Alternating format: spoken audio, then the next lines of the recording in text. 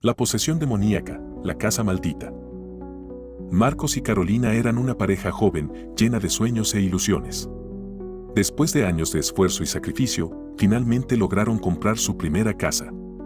Estaba ubicada a las afueras de un pequeño pueblo rodeado de árboles y niebla perpetua.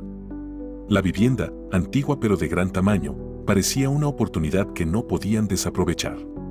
El precio era increíblemente bajo, casi sospechoso, pero la emoción de tener un hogar propio superó cualquier advertencia de lógica. Junto a ellos vivía su hijo adolescente, Diego, un joven curioso, amante del misterio y lo paranormal. Tenía apenas 16 años, pero ya devoraba libros sobre demonología, espíritus y objetos malditos. Aunque sus padres lo tomaban como una simple afición juvenil, pronto descubrirían que el peligro no estaba solo en las páginas de los libros. Desde la primera noche, la casa comenzó a mostrar signos de que algo no estaba bien. Se escuchaban pasos en los pasillos durante la madrugada, susurros ininteligibles cerca de los oídos mientras dormían y sombras que cruzaban las habitaciones sin que nadie estuviera allí. Carolina despertaba sobresaltada cada noche, sintiendo que alguien la observaba desde las esquinas oscuras del cuarto. Marcos, siempre racional, intentaba encontrar explicaciones lógicas, tuberías viejas, corrientes de aire, el crujir natural de una casa antigua. Pero Diego, lejos de asustarse, se sentía intrigado. Empezó a grabar con su celular, dejándolo toda la noche sobre su escritorio. Las grabaciones revelaban algo aterrador, voces que susurraban su nombre, risas infantiles deformadas y, una noche, lo que parecía ser una figura parada frente a su cama, inmóvil, hasta que justo antes del amanecer desaparecía sin dejar rastro. A los pocos días, Diego encontró una puerta oculta en el sótano. Al empujarla, descubrió un pequeño cuarto sellado con símbolos extraños grabados en las paredes. En el centro, una Biblia abierta completamente quemada, y sobre el suelo, marcas circulares como si alguien hubiese realizado rituales antiguos. Diego, aunque asustado, sintió una atracción extraña hacia ese lugar. Comenzó a pasar horas allí, estudiando las marcas, investigando en Internet. La actividad paranormal aumentó drásticamente. Marcos fue atacado una noche mientras dormía. Sintió que alguien lo sujetaba por el cuello, lo presionaba contra la cama y lo susurraba en un idioma desconocido. Cuando Carolina encendió la luz, lo encontró con marcas rojas en el cuello, como si manos invisibles lo hubieran estrangulado. Fue entonces cuando Diego, decidido a saber quién o qué era el responsable, tomó una decisión temeraria: compró un tablero o ouija por Internet. Lo escondió en su cuarto y esperó que sus padres se durmieran. A la medianoche, con la habitación completamente a oscuras y solo la luz de una vela, Diego colocó sus dedos sobre el puntero y preguntó: ¿Hay alguien aquí? Nada. Silencio total. Pero después de unos segundos, el puntero se movió lentamente hacia la palabra sí. Diego tragó saliva. ¿Quién eres? Las letras se movieron, D-M-O-N-I-O. Diego sintió un escalofrío recorrerle la espalda. Intentó despedirse del espíritu como había leído que debía hacerse, pero el puntero no se detuvo. Comenzó a moverse frenéticamente, deletreando palabras en latín que él no entendía, hasta que la vela se apagó sola, dejando la habitación en completa oscuridad. Esa misma noche, todo cambió. Diego se volvió retraído, agresivo.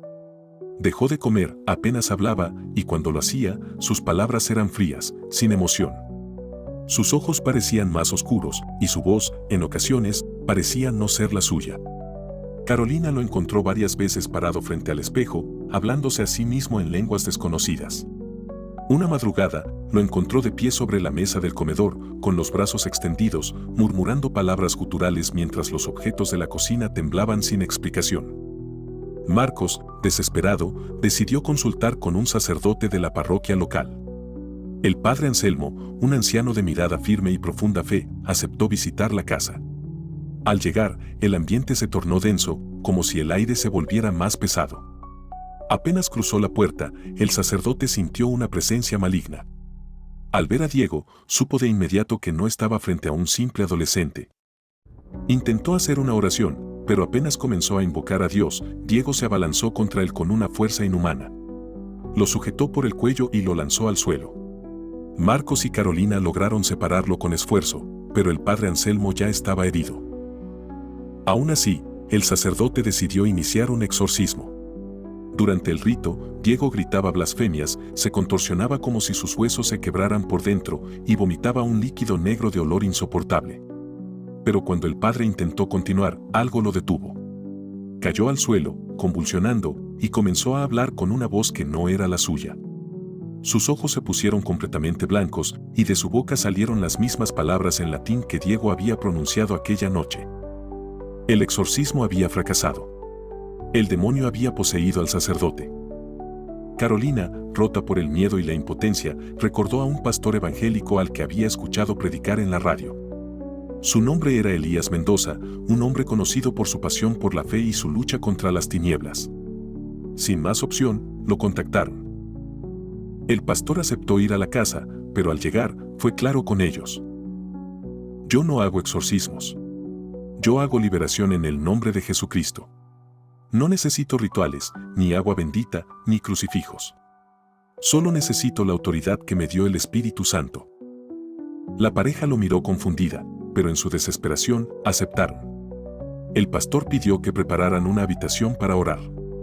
Sacó su Biblia, ungió las paredes con aceite y comenzó a orar como si cada palabra fuese una espada cortando la oscuridad. La casa entera comenzó a temblar. Diego, encerrado en su habitación, gritaba, golpeaba las paredes y se oían risas demoníacas que no salían de su boca. Mientras tanto, el cuerpo del padre Anselmo yacía inconsciente en el sofá, mientras de su pecho se escuchaban gruñidos bajos, como si algo viviera dentro de él. La guerra espiritual. La noche era densa. Un silencio inquietante se había apoderado de la casa, apenas interrumpido por los pasos suaves del pastor Elías Mendoza que recorría el pasillo mientras oraba en voz baja. Sus palabras, firmes y decididas, parecían perforar la oscuridad que dominaba el ambiente. Cada rincón de la casa estaba impregnado de una presencia maligna que se manifestaba en los detalles más pequeños, luces parpadeantes, cuadros que caían sin razón y un frío antinatural que calaba hasta los huesos. Carolina lloraba en silencio en un rincón del salón. Marcos sostenía su cabeza con las manos, al borde del colapso. Mientras tanto, Diego permanecía encerrado en su habitación, de donde no cesaban los gritos y los golpes. El padre Anselmo seguía inconsciente, pero su cuerpo parecía moverse por sí solo en momentos breves y espasmódicos, como si dentro de él algo luchara por salir. El pastor pidió que le dejaran solo con Diego.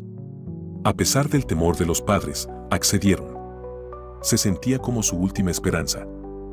Al abrir la puerta del cuarto, Elías se encontró con una escena aterradora. Las paredes estaban cubiertas de símbolos escritos con lo que parecía sangre. En el centro de la habitación, Diego se encontraba sentado en posición fetal, murmurando frases incomprensibles. Su cuerpo estaba delgado, su piel pálida, y sus ojos no parecían humanos. Estaban inyectados en sangre y lo observaban con una sonrisa burlona en el rostro. «Tú no tienes poder aquí», dijo Diego, con una voz doble, profunda y rasposa. Elías no respondió con palabras. Levantó su Biblia y comenzó a orar con autoridad. «En el nombre poderoso de Jesús, te ordeno que salgas de este cuerpo. Este joven no te pertenece». A medida que oraba, Diego gritaba, se retorcía en el suelo y se arrastraba como una serpiente. Su cuerpo se alzaba en el aire, como suspendido por una fuerza invisible. La lámpara del techo explotó, sumiendo la habitación en la oscuridad. Solo la voz del pastor resonaba, firme y persistente. Fuera de la habitación, Carolina y Marcos escuchaban todo con el corazón en la garganta. Carolina se arrodilló y comenzó a orar también, mientras Marcos, incrédulo hasta hace poco, se unió a ella con lágrimas en los ojos. De pronto, un chillido agudo salió de la habitación y luego, silencio.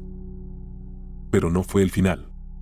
Diego abrió los ojos y, con una voz que no era la suya, dijo: «No estoy solo».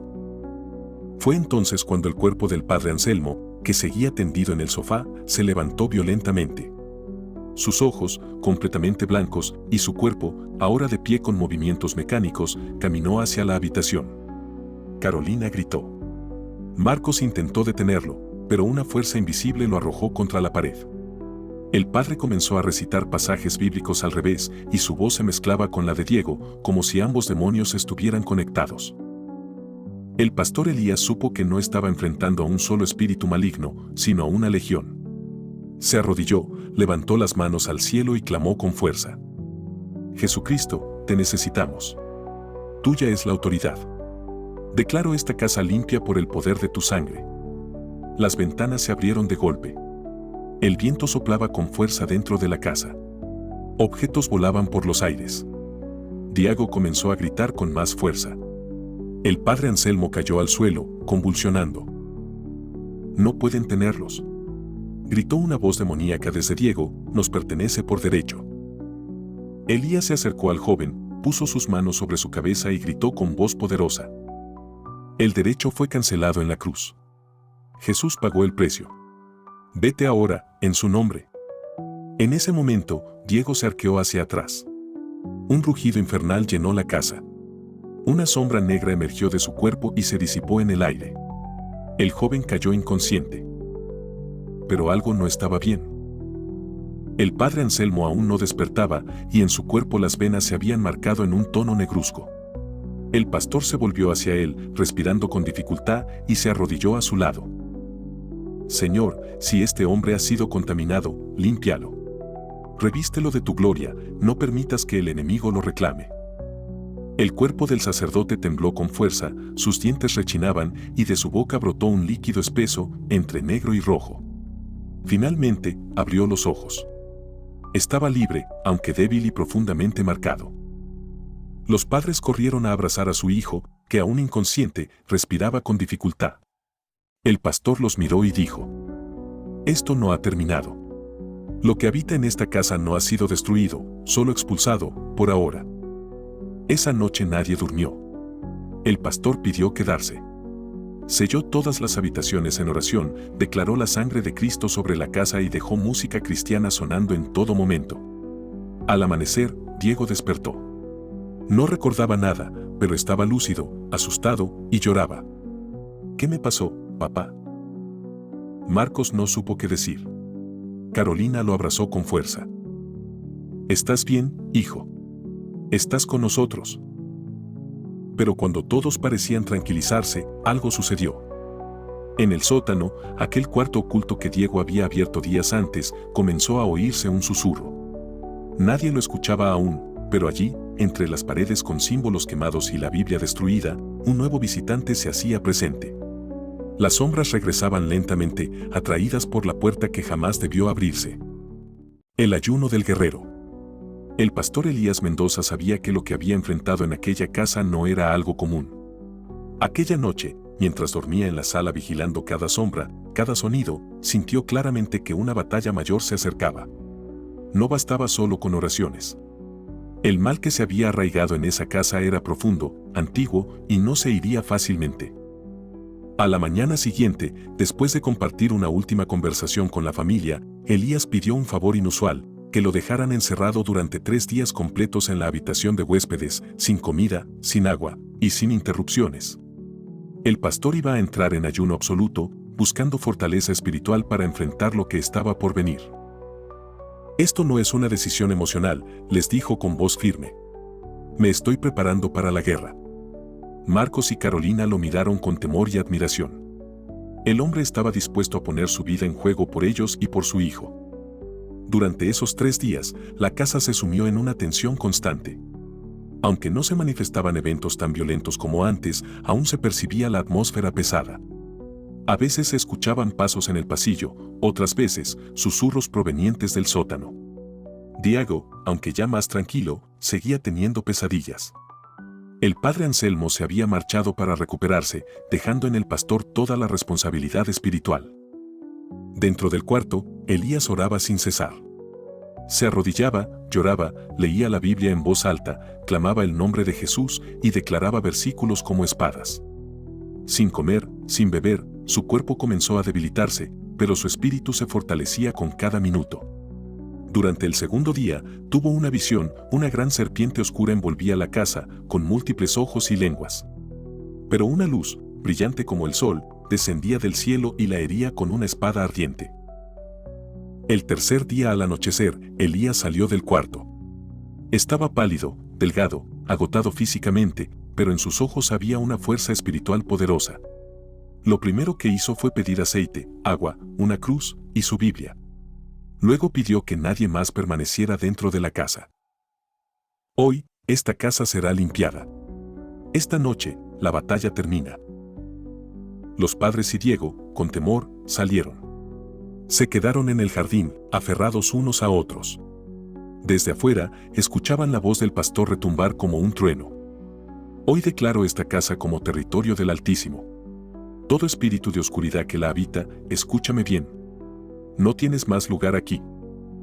El pastor caminaba por cada cuarto, rociando aceite en las paredes y en las puertas. Declaraba la sangre de Cristo. Cantaba himnos.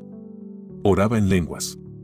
Clamaba versículos como: Someteos, pues, a Dios, resistid al diablo, y huirá de vosotros. Santiago 4:7. Al llegar al sótano, supo que ahí estaba el corazón del mal. El lugar parecía respirar, las paredes sudaban y el frío era insoportable. El pastor descendió con paso firme. Abrió la Biblia en Isaías 54:17 y gritó: Ninguna arma forjada contra ti prosperará. Entonces comenzó el caos. Las luces parpadearon, se oyeron gritos guturales y el aire se volvió espeso. La puerta del sótano se cerró de golpe. Desde el jardín, Marcos corrió para abrirla, pero no pudo. El pastor estaba encerrado en combate. Dentro del sótano, una sombra negra surgió del rincón más oscuro. Tenía forma humana, pero ojos de fuego.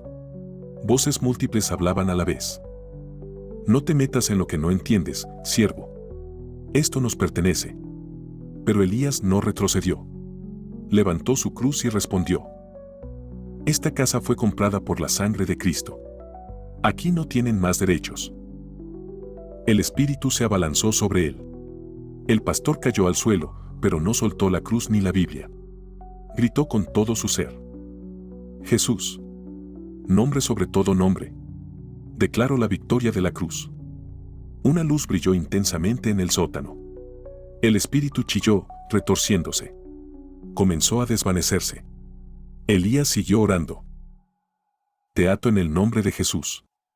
Te echo fuera, junto a toda legión que te acompaña. Entonces, las paredes comenzaron a vibrar. De ellas salieron sombras más pequeñas, como si fueran demonios menores. Todos gritaban, chillaban, pero uno a uno se desvanecían ante el poder de la palabra. Después de casi una hora de guerra espiritual, todo cesó. El silencio volvió. La puerta del sótano se abrió sola. Elías salió cubierto de sudor, jadeando, pero con paz en su rostro. La familia corrió a abrazarlo. Diego, al tocar al pastor, comenzó a llorar sin control. Se ha ido, mamá. Lo siento. Se ha ido, repetía el joven entre lágrimas. El pastor les explicó que ya no había más entidades en la casa. Todo había sido sellado, todo espíritu expulsado. Les dio instrucciones para mantener la protección espiritual, oración diaria, lectura bíblica, alabanza y comunión familiar. Esta victoria no es mía, dijo Elías. Es de Cristo. Él es quien pelea nuestras batallas. En los días siguientes, la casa cambió por completo. El ambiente era de paz.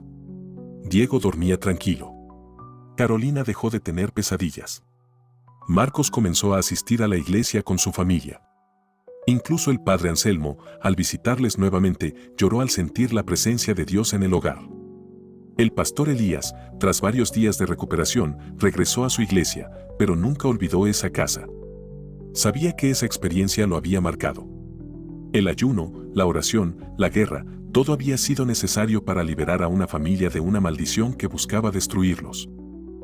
Una noche, sentado con Carolina y Marcos en el nuevo comedor, ya renovado con colores claros y una gran cruz en la pared, el pastor dijo: Ahora esta casa pertenece al Rey de Reyes. El enemigo ya no tiene lugar aquí. Y así fue. La casa permaneció en paz. Diego siguió creciendo, libre de toda atadura. La familia se unió más que nunca. Y el testimonio de su liberación fue contado por muchos. El legado. Habían pasado 6 meses desde el día de la gran liberación. La casa de Carolina, Marcos y Diego ya no era la misma. La atmósfera era distinta, tranquila, luminosa, llena de vida. Había algo en el ambiente que solo podía describirse como paz sobrenatural. El salón, antes oscuro y cargado, Ahora tenía cortinas abiertas, flores en los rincones y una gran cruz de madera colgada sobre la chimenea. El silencio opresivo había sido reemplazado por música cristiana suave y risas familiares. Diego volvió a la escuela y retomó su vida con más fuerza. Ahora asistía cada domingo al grupo de jóvenes en la iglesia del pastor Elías. El joven tenía un brillo especial en los ojos, una humildad que tocaba el corazón de quienes lo conocían. A menudo compartía su testimonio en reuniones y vigilias, contando lo que vivió, lo que vio y cómo Cristo lo liberó. Pero aunque la batalla había terminado, sus efectos dejaron una marca. Carolina aún se estremecía cuando entraba al sótano, aunque ya no había actividad paranormal. Marcos, más reservado, había desarrollado una costumbre nueva, leer la Biblia cada mañana antes de salir a trabajar. La experiencia los había cambiado. No solo como familia, sino como creyentes. Un domingo por la tarde, el pastor Elías los visitó nuevamente. Esta vez no con un rostro tenso de guerra espiritual, sino con una sonrisa cálida de hermano en la fe. Se sentaron en el jardín, tomando café y compartiendo anécdotas. Estoy pensando en escribir un libro sobre lo que vivimos aquí, dijo Marcos. No para hacernos famosos, sino para advertir y animar a otros que tal vez estén pasando por lo mismo. Es una excelente idea, respondió Elías. La guerra espiritual es real, pero la victoria en Cristo también lo es. Y muchas familias necesitan saberlo. Carolina asintió. ¿Sabes, pastor? En medio de todo el terror que vivimos, lo que más me impactó fue tu decisión de encerrarte 3 días sin comer ni beber. Nunca había visto a alguien con tanta fe. Elías sonrió, mirando al cielo. Fue lo más difícil que he hecho en mi vida. Pero también lo más poderoso. Jesús ayunó 40 días antes de enfrentar al diablo. Yo solo hice 3, y aún así sentí que estaba enfrentando el mismo infierno. Pasaron las semanas, y la historia de la familia comenzó a extenderse. Personas llegaban desde otras ciudades para orar en su casa, buscando inspiración, esperanza o simplemente para ver de cerca el lugar donde una batalla espiritual había sido ganada. La familia nunca cobró ni cerró las puertas a nadie. Todo lo contrario, convirtieron su hogar en un lugar de oración. En el antiguo sótano, antes cubierto de símbolos oscuros, instalaron una pequeña capilla. Allí colocaron una cruz blanca, una Biblia abierta y velas. A veces, los vecinos iban a orar con ellos. Otras veces, simplemente se arrodillaban solos en ese rincón y sentían paz. Diego comenzó a sentir un llamado. A los 15 años, pidió ser bautizado. En la ceremonia, con lágrimas en los ojos, dio unas palabras que nadie olvidaría. Jesús me rescató de las tinieblas. Yo quiero vivir para Él. Quiero que mi vida sea testimonio de que ningún demonio es más fuerte que el amor de Dios. El pastor Elías lo miró con orgullo. Sabía que ese joven sería un siervo poderoso. En secreto, oraba para que algún día, Diego también fuera pastor. Pero no todo era perfecto.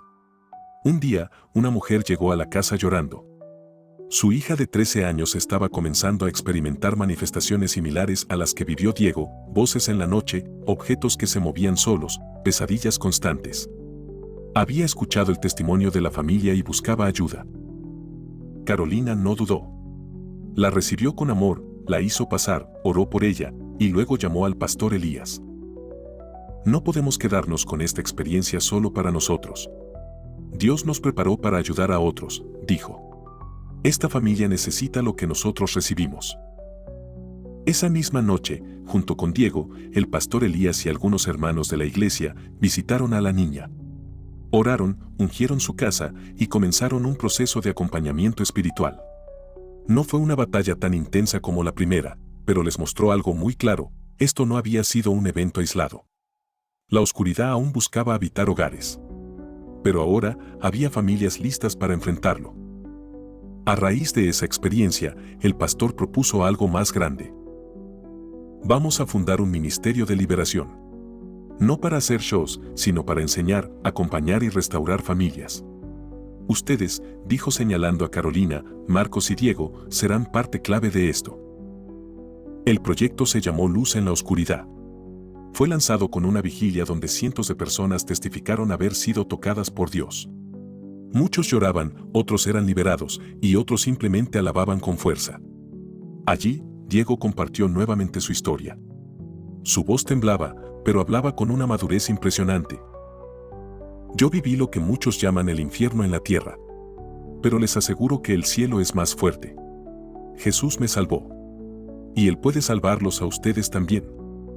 El evento marcó un antes y un después. El ministerio comenzó a crecer. Marcos comenzó a dar charlas para padres, enseñándoles a proteger espiritualmente sus hogares. Carolina lideraba grupos de oración. Y Diego, con solo 16 años, ya era considerado un predicador joven en formación. En una de sus predicaciones, dijo algo que conmovió al pastor Elías hasta las lágrimas. Yo sé lo que es estar poseído. Sentir que no tienes control. Pero también sé lo que es ser libre.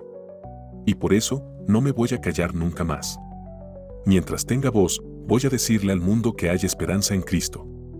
Elías lo abrazó con fuerza. Sabía que su misión se estaba cumpliendo. Los años pasaron. Diego creció, estudió teología y fue ordenado como pastor a los 22 años.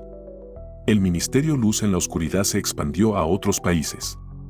Ayudaron a cientos de familias, formaron líderes y entrenaron a iglesias enteras en guerra espiritual. La antigua casa donde todo comenzó se convirtió en un lugar simbólico. Cada aniversario de la liberación, hacían una reunión especial. Invitaban a todos los que habían sido liberados y juntos daban gracias a Dios. En el 10º aniversario, Diego, ya un hombre hecho y derecho, predicó desde el sótano convertido en capilla. Tenía la misma Biblia en las manos que el pastor Elías usó aquella noche. Ya viejo, Elías se sentaba al fondo con lágrimas corriendo por sus mejillas. Este lugar, que fue un nido de oscuridad, dijo Diego, ahora es un altar de gloria. Y todo, por un nombre, Jesús. Ese día, más de 30 personas entregaron su vida a Cristo. Otros fueron liberados. Y una familia nueva, que acababa de mudarse al vecindario, se acercó temblando. Habían empezado a experimentar cosas extrañas en su hogar. Diego los miró con ternura. No teman. Ustedes no están solos. Nosotros sabemos exactamente por lo que están pasando. Y les prometo algo, saldrán de ahí libres, como nosotros. Y así fue. Lo que comenzó como una historia de terror, se convirtió en un legado de fe, de redención y de victoria. Porque cuando Cristo entra a una casa, ningún demonio puede quedarse. Si te ha gustado el video, dale me gusta. Si quieres ver más contenido como este, búscanos en Spotify, búscanos como Sabiduría Bíblica. También nos puedes encontrar en YouTube como @elizardotv y te aparecerá el canal Palabra de Dios. En estas plataformas tocamos temas profundos de la Biblia que te va a gustar. Hasta el próximo video.